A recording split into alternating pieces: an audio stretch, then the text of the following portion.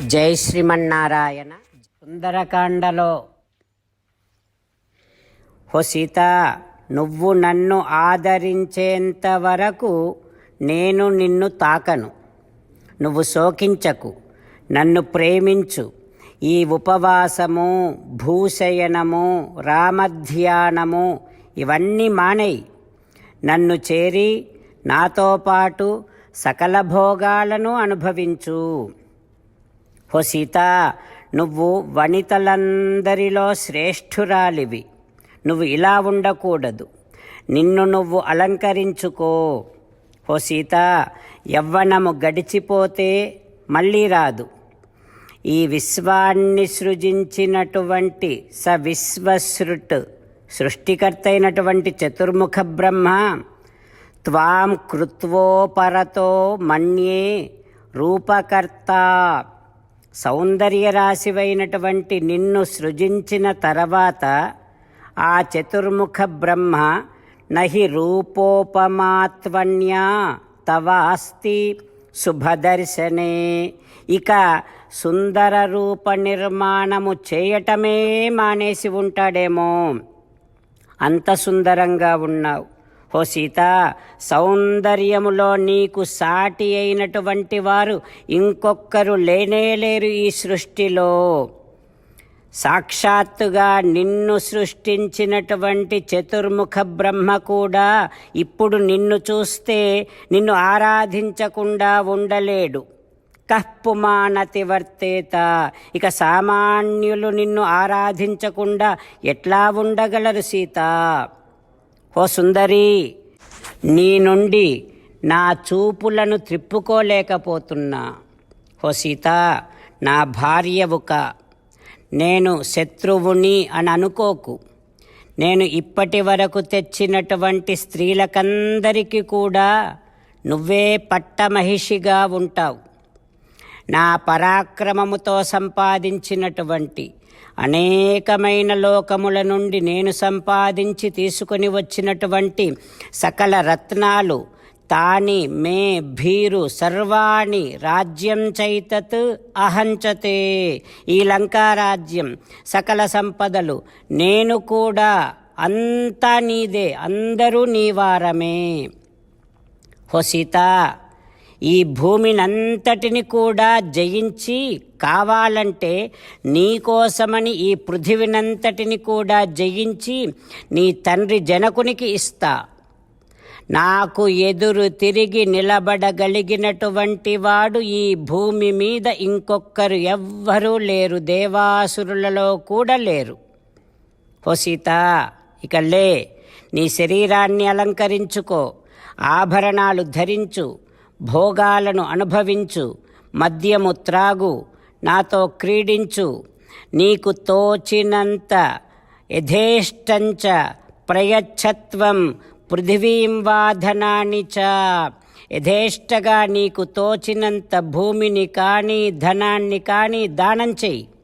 నన్ను నమ్ము, నన్ను ప్రేమించు, నన్ను ఆజ్ఞాపించు, హాయిగా సుఖంగా ఉండు, స్వేచ్ఛగా భోగాలను అనుభవించు అంటూ రావణాసురుడు సీతమ్మను ప్రలోభ పెడుతూ ఉన్నాడు. హనుమ గమనిస్తూ ఉన్నాడు. రావణాసురుడు సీతమ్మను ప్రలోభ పెడుతూ ఉన్నాడు. ఇలా అంటూ ఉన్నాడు, ఓ సీత, నువ్వు నన్ను అంగీకరించు, హాయిగా ఆనందంగా ఉండు. నువ్వు హాయిగా ఆనందంగా ఉంటే నీవారంతా కూడా ఆనందిస్తారు కదా. ఓ సుందరి, కిం కరిష్యసి రామేణ సుభగే చీరవాసస, నారవస్త్రాలు ధరించి అడవుల్లో తిరిగేటటువంటి రామునితో నీకేం పని సీత? రాజ్యం పోయి, ధనం పోయి, అయినవారు దూరమై, అడవుల పాలై, కటిక నేల మీద నిద్రిస్తూ జీవిస్తున్నటువంటి రాముడితో నీకేం పని సీత? రామచంద్రులను మనసారా ధ్యానము చేస్తూ పరమదయాలువు పరమశివుడు చెప్పిన పరమపావన రామనామాన్ని చెబుతూ మనము రామనామ గానము చేస్తూ ఉంటే అదిగో సీతారామచంద్రులు, పార్వతీ పరమేశ్వరులు, ఆంజనేయస్వామి, సకల దేవతలు, పితృదేవతలు, మహర్షులు, ఆచార్యులు, భాగవతోత్తములు అందరూ మనని చూసి ఆనందముతో అనుగ్రహిస్తున్నటువంటి దృశ్యాన్ని భావన చేస్తూ నోరారా రామనామగానము చేద్దాం. రామ రామ దశరథ రామ, రామ రామ దశరథ రామ, హే హే రాజా రామ, హే హే రాజా రామ, హే హే సీతారామ, హే హే సీతారామ. జై శ్రీమన్నారాయణ. భక్తులకు ప్రత్యేకమైనటువంటి విజ్ఞాపన. మీకు అన్ని విషయాలలో వెంటనే మంచి ఫలితాలు రావాలి అనంటే ప్రతిరోజు 1 నిమిషం వెచ్చించి నారాయణాస్త్రాన్ని చదవండి. ఇక మీకు తిరిగే ఉండదు.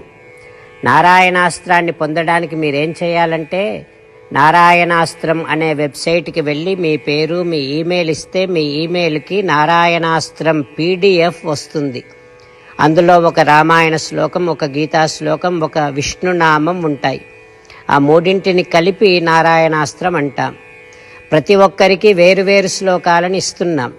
ఆ రకంగా ఎవరి శ్లోకాన్ని వారు ప్రతిరోజు తప్పనిసరిగా చదవటం వలన ప్రతిరోజు ప్రతి 24,000 భక్తులతో ఒకసారి సంపూర్ణ రామాయణ పారాయణ, 33 సార్లు శ్రీమద్ భగవద్గీత పారాయణ, 24 సార్లు శ్రీ విష్ణు సహస్రనామ స్తోత్ర పారాయణ జరుగుతుంది.